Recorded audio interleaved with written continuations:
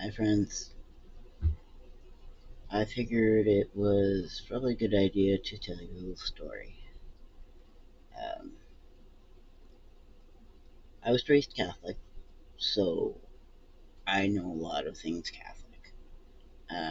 So I'm going to tell you a story of a saint, and I'm going to tell you about my story as a parallel to that saint.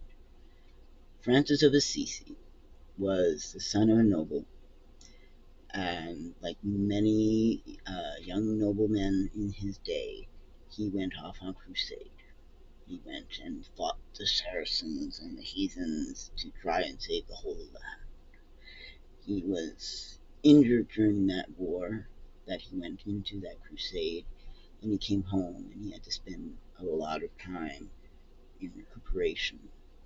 And in that time, he read the lives of the saints and he felt inspired to follow in their footsteps in some way. And so once he was healed well enough, he started preaching in the streets and trying to help raise the church up because the church had fallen into corruption as he saw it and as it was in the day. I mean, uh, over time, that's happened many times. The church falls into decay and corruption because the people fall into decay and corruption. I'll tell you about the cadaver synod sometime. That's a great one.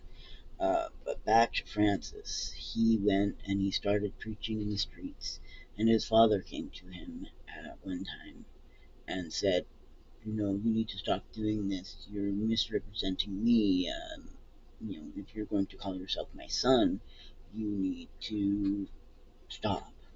And Francis literally took off his clothes in the middle of the street, went naked as the day he was born, and said, "If that's the ultimatum, I reject it. I'm going to go." And he left.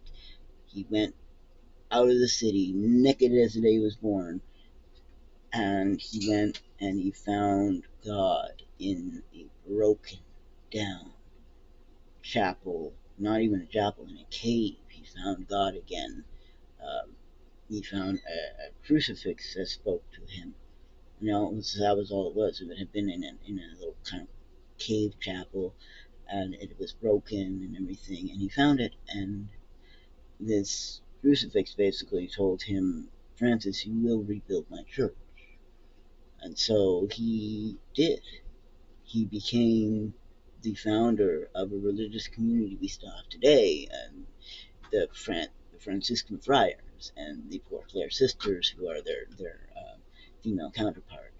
The mendicants, the women, the Franciscan sisters. We have some in mission. They are cloistered. There are different groups who don't cloister, but the Poor Clares in mission, uh, they're cloistered, so they don't leave unless there's a very good reason to. Uh, but most of the Franciscans are mendicant of some kind, so they wander. I wander too. In a lot of ways, I wander. And so he helped return the church. There's a story about him uh, being seen in a dream by the Pope, and the Pope sees this man holding up the church, like literally like pushing up the walls of the church from the outside. And so, you know, here we go. Here I am. Uh, Me and Francis have a lot of parallels. I was raised in the church. I come from a noble family. The Winterhoff name, the family name, goes back to 1500s. And we have a great big old tree uh, painted on a wall somewhere in the middle of Germany. And we have a peerage noble crest with the helm and everything and the torse. Uh, so we have nobility in our blood as Winterhoffs. I have also from my mother's side, I have nobility in my mother's family. So I have that on both sides. And anyways, so I was raised in the church, and I went when I started looking into becoming a nun, because that's what I did for a good decade and a half. Becoming a religious sister was kind of my goal, and that was me fighting my crusades, if you will, because I went and I thought, oh, I'm going to be an advocate in the community where I'm working, and that will be my way to fight the evil. Blah, blah, blah. But hey, look, there's one of the boys. Hello, I think that's Mick. I can never tell when they're butts to me. Anyways, Mick's BD's not in there right now. He's on the floor somewhere. He likes to run around down there. Um, but I think that's Steve actually. Yeah, you Steve. Hi Stevie.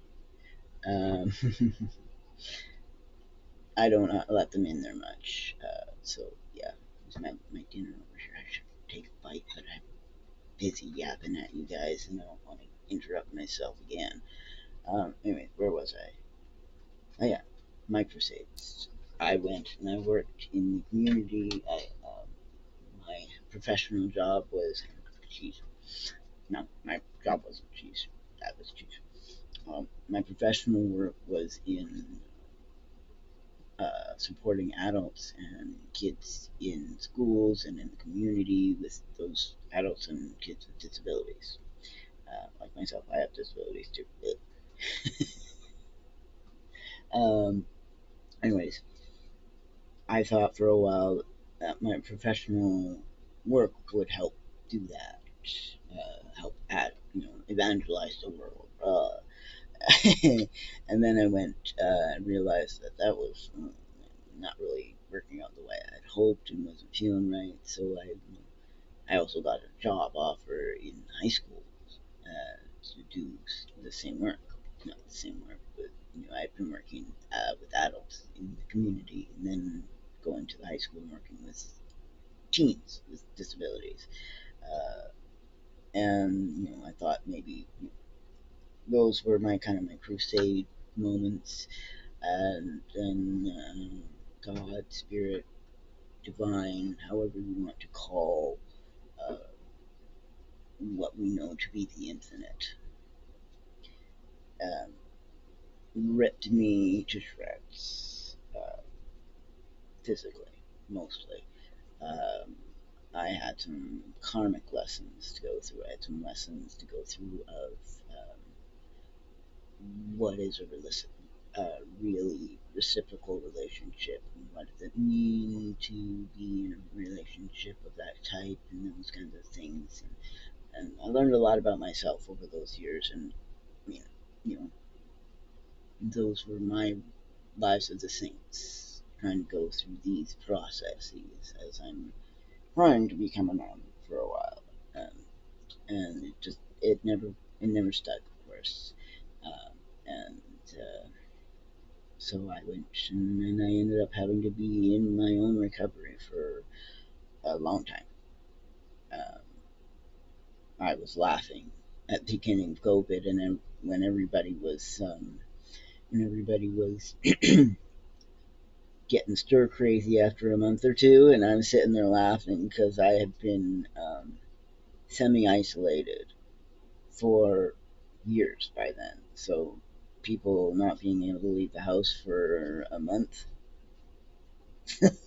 Sorry, people, I was laughing at you because this is my bread and butter. I've been doing this for years. I was in my own healing, and stuck in a lot of pain for a long time. And so, you know, during that time, I did a lot of research. I did a lot of studying, a lot of learning for myself. Um, and I've come out on the other side now as the druid, the wandering druid, uh, because I have discovered for myself that what we call religion is a corruption of what we should be doing. It's not that these things are bad, you know, it's how they're applied, you know. So, just fun little example, the chalice in the Catholic Church, the cup, the magician's cup in the tarot, the chalice in the Catholic Church, the cups of the Seder and the Sabbath and Passover. These are all symbols of something else. The chalice is a golden chalice because it's said to hold the blood of the divine. The magician's cup is often simpler because it is related to the living divine more than the, it's the water of life. The real water of life is blood, but the water of life as put in this cup is to pour into others the energy and to share that energy. So if I have my other cup here, actually not that cup, I have this little cup. I keep forgetting that I have this other cup. These were two gifts that I got from a new endeavor that I'm in. But if I had water in these cups and I could pour them back and forth, that's the mutuality of the cup. That's what the cup is for. It's for sharing drink and wine and food. It represents life. It represents us. So we have, and they're all just different aspects of the same symbol. And so, religion, as we see it today, is just a restricted view on who we need to be to each other. And so, you know, I'm sure I've had some people now ready to tell me, like Francis's father, you're crazy, you need to stop this, you need to not do this, this is wrong, whatever. No. My process to the divine, my process to God, is not your process. If a golden chalice works for you, a golden chalice works for you. But that golden chalice doesn't work for me. Not because the chalice is wrong, but because of who holds it and how. I was raised in the Catholic Church. I was raised female in the Catholic Church. I'm not female and never was. But that's how I was taught and that's how I was raised. So I took that on from my first days. And I've told people that I can't walk into a prayer space that doesn't welcome me.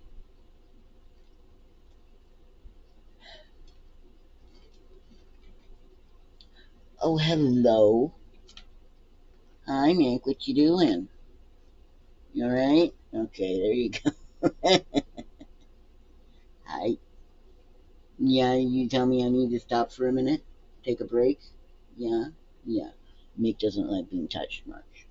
He's one of my crazy boys. He came from trauma, so this is good for him. He's not a touchy guy, but he'll let me do that a little bit. Yeah, I know, you're a silly boy. Anyways, yeah, where was I? There's another boy. I need to get Bastion. This is Bastion. He's my little familiar, my little companion. He comes when he knows I'm in a space, and he knows I need a little distraction and a little help. So he comes and he sits here. He comes and sits in my lap. Thank you, buddy.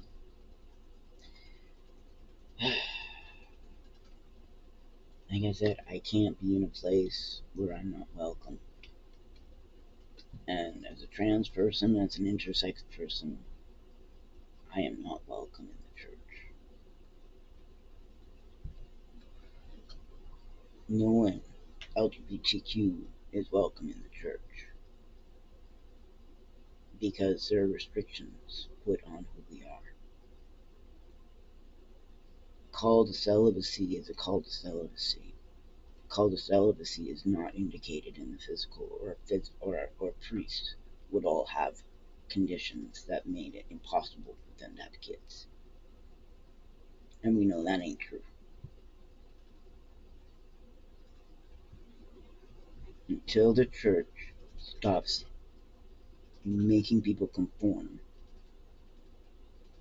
for their own purposes and allows people to be who they are as a reflection of the divine, the Catholic Church is wrong. I am not restricted from my priesthood. My priesthood. I'm not restricted from my priesthood, my role as a follower and an echo of Francis of Assisi, because I am connected to the divine. Just because I came in a body that doesn't fit the rules doesn't negate the fact that I have priesthood in me. And I choose to follow my priesthood. And because of the unwelcoming of the Catholic Church, I had to step away. And if that makes some people mad, wants them to get rid of me or disown me, then so be it. I'll find a new way through. But I'm not going to pretend to be something I'm not. I'm a druid. I'm a shaman. I'm a healer. I'm energetically, spiritually sensitive. And I refuse to shrink myself into somebody else's mold.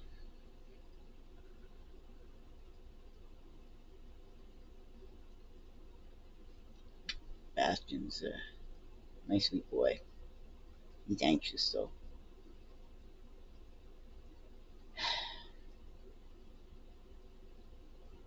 Did I get to the end of Francis's story with mine? No. I think I'm still inside the city walls waiting for that need to rip off all the clothes and walk out of the city naked as the day I was born. I don't think I want to do that because it gets cold in the winter and metal in the spine will make it even colder. But if I think about my last video and talking about the grotto, if I'm leaving the city to find my grove and grotto,